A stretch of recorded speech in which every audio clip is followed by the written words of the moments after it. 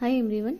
तो first part में हम लोगों ने देखा था कि प्री ऑपरेटिव केयर तक मतलब सी सेक्शन डिलीवरी के लिए एडमिशन से लेकर के डिस्चार्ज तक का क्या प्रोसीजर होता है। उसमें हम लोगों ने पार्ट 1 में देखा था प्री ऑपरेटिव केयर की ऑपरेशन से पहले क्या क्या करना पड़ता है पेशेंट को रेडी ओटी में शिफ्ट करने के लिए।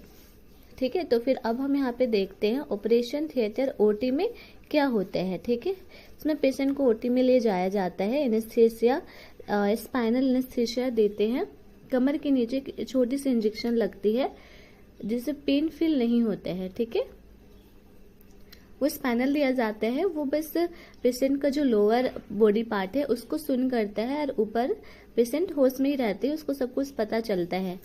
ठीक है, फिर पेशेंट के वाइटल वहाँ पे भी चेक किए जाते हैं, बीपी पल्स ऑक्सीजन मॉनिटर पर चेक होते रहता है, मतलब उनको कंटिन्यू मॉनिटर लगा हुआ रहता है पेशेंट का कि उनका वाइटल्स कैसा है।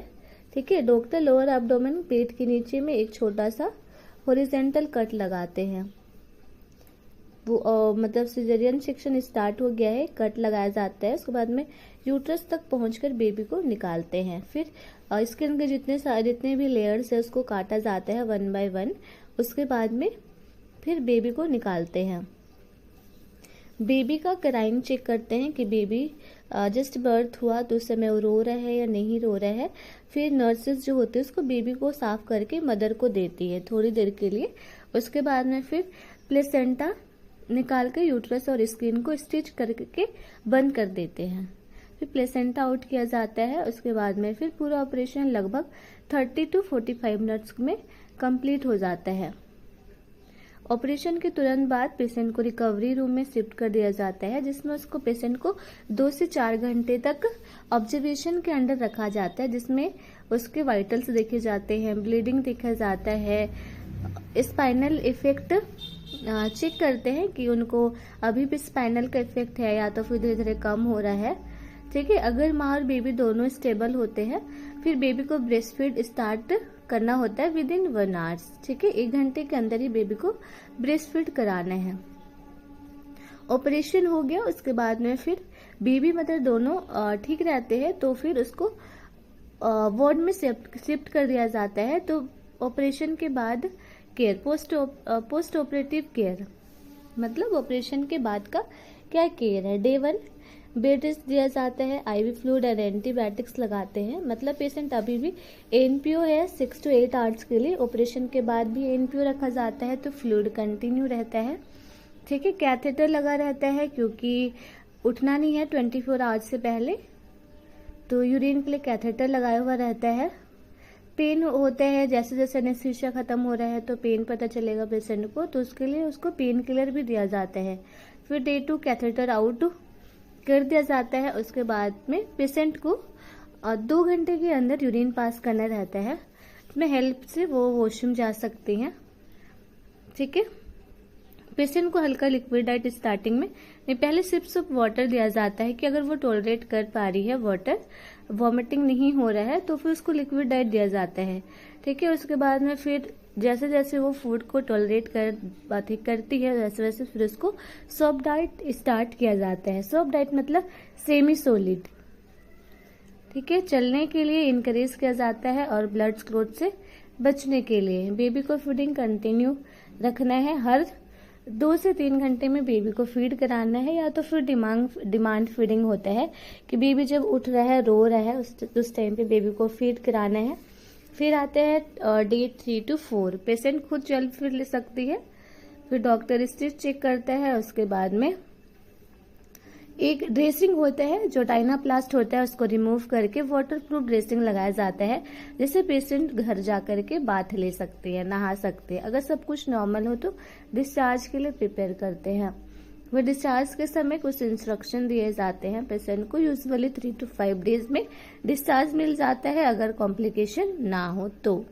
बहुत से हॉस्पिटल में बहुत से ऐसे पेशेंट है जो बहुत जल्दी रिकवर कर जाते हैं तो उनको 48 आवर्स में भी डिस्चार्ज कर दिया जाता है।